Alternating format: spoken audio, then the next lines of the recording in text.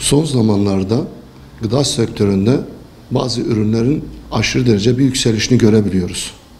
Bunun da nedenlerini soracak olursanız gerçekten küresel bir kuraklıkla baş başa bir yaşam sürüyoruz. Bu küresel ısınmayla birlikte suya çok ihtiyaç olan ürünlerin ham maddelerinde büyük bir yükseliş var. Bu da yağ olarak gördüğümüz en belirgin özelliği olan yağ olarak çok fiyatlar yükseldi kısa bir süre içerisinde. Yeni mahsullerin biçildiği bir dönemde fiyatların yükselmesinin nedeni ne olabilir? Biz de kendimizde araştırmaya kalktık. Gerçek manada ürünün rekortesinde büyük bir düşüş var. Bu da çekirdeğin, yağın ham maddesi çekirdek olduğu için çekirdek fiyatları biraz yüksek. Şu anda 1 kilo yağlık çekirdeğin fiyatı 38 TL. Düşünün 1 kilo yağlık çekirdeğin fiyatı 38 TL olursa kaç kilodan 1 kilo yağ çıkıyor? Bunun hesabını da iyi yapmak lazım. Bunun için biz daha fazla ayçiçek yağı için ay çekirdeğini ekip biçmemiz lazım.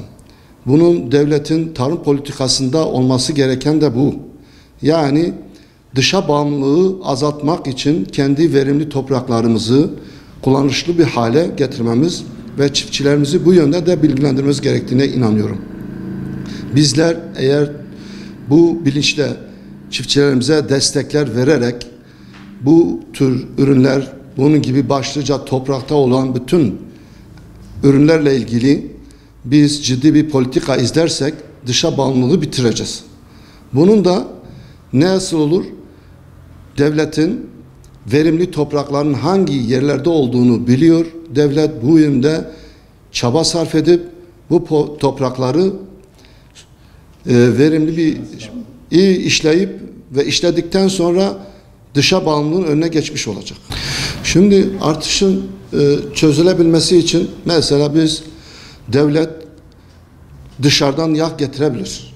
Mesela ihalelerle devlet bunun kotasını kaldırıp mesela %20 olan kotayı kaldırıp yağ sirkülasyonlarının da önüne geçip yağ bir nebze de olsa bunu indirebilir.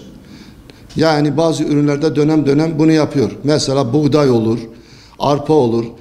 Az olan bir ürünün içeriye girişini kolaylaştırmak için fonlardan feragat edip daha uygun bir hale getirebilir. Bana sorsan şu son bir yıl içerisinde yağa %100 daha fazla bir artış oldu. Bu da artışın nedenleri var. Mesela dışarıda yağ fiyatları kaç dolar olduğunu iyi analiz etmemizdir. Mesela şu anda Ukrayna ve Rusya yağ fiyatına ton başına 100 dolar artışa gitti. Çünkü bu dünya piyasasında yağın önünü alamıyor artık. Çünkü en verimli topraklar dışarıda. Bugün yağın ham maddesi en çok Rusya ve Ukrayna'da. Orada da topraklar işlemediği için ham madde arzı çok ama ürün yok. Bunun için devlet kendi toprağını işlemeli. Kendi çiftçini bilgilendirmeli ve desteklenmeli bence. Yani dışa bağlı olduğun zaman fiyatı sen belirlemiyorsun.